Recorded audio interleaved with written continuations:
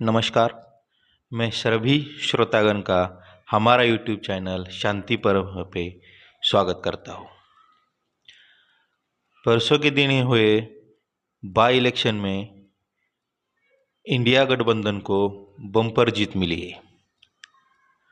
यही विषय पे आज हम विश्लेषण करेंगे।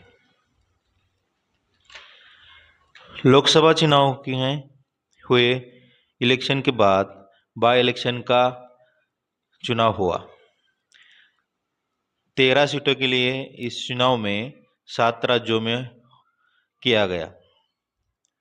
इन 7 राज्यों में 13 में से इंडिया गठबंधन को 10 सीटें मिली, 2 सीटें बीजेपी को मिली और एक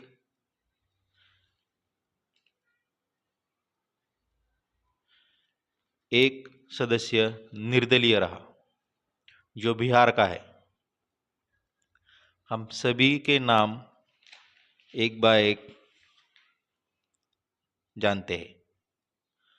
हिमाचल प्रदेश की हम बात करें तो देहरा से कमलेश ठाकुर, जो सीएम जी की पत्नी है, वो चुन के आई है। उसके बाद नालागृह से हरदीप सिंह बावा ये चुन के आए हैं और हमीरपुर से आशीष मिश्रा बीजेपी के कैंडिडेट चुन के आए हैं। ये कॉन्स्टिट्यूंसी केंद्रीय मंत्री अनुराग ठाकुर जी की कॉन्स्टिट्यूंसी मानी जाती है। वहाँ उनका बहुत बड़ा दबदबा है। फिर मध्य प्रदेश की हम बात करें तो वहाँ एक सीट के लिए उपचुनाव हुआ, बीजेपी को जीत मिली। कमलेश प्रताप शाह वहाँ से बीजेपी कैंडिडेट चुन के आए हैं। उत्तराखंड की हम बात करें, वह अयोध्या में बीजेपी को लोकसभा चुनाव में हार मिली। उसके बाद बद्रीनाथ में भी बीजेपी को हार मिली है। वहाँ से लखपत सिंह बुटोला चुन के आए हैं। उसके बाद बद्रीनाथ के बाद उत्तराखंड की दूसरी सीट थी मंगलौर। वहाँ पे काशी मोहम्मद निजामुद्दीन चुन के आए हैं।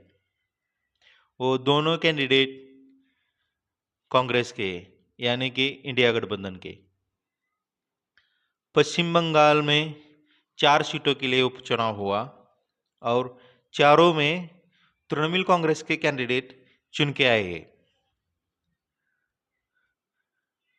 रायलगंज से कृष्णा कल्याणी, रानाघाट दक्षिण से मुकुटमणि अधिकारी, बागड़ा से मधुबनी ठाकुर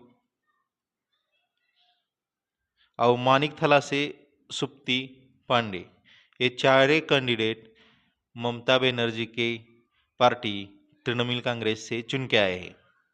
ममता ने फिर दिखाया है बंगाल में उसके आगे किसी की नहीं चलती।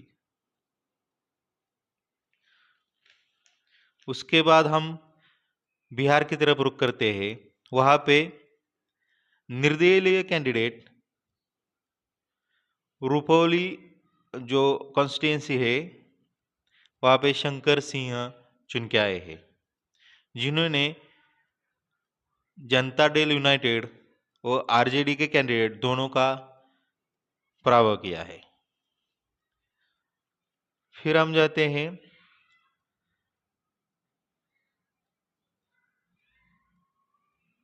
दक्षिण में। तमिलनाडु में एक सीट थी, वहां पे उस सीट का नाम है विक्रांतवादी। वहां पे अन्नियूर शिवा, जो द्रविड़ मुनेत्र कलघम इस पार्टी के कैंडिडेट चुन के आए, जो इंडिया गठबंधन के साथ है। और जलंधर वेस्ट से मोहिंदर भगत, जो आम आदमी पार्टी के कैंडिडेट चुन के आए हैं। वहां पे आम आदमी पार्टी की सरकार है। भगवान मान के काम से लोग खुश है, ऐसा लगता है। उपचुनाव जो हुए, जो 7 राज्यों में हुए, जनता ने एनडीए गठबंधन को नकारा है और इंडिया गठबंधन की तरफ अपना पूरा का पूरा वोट डाला है।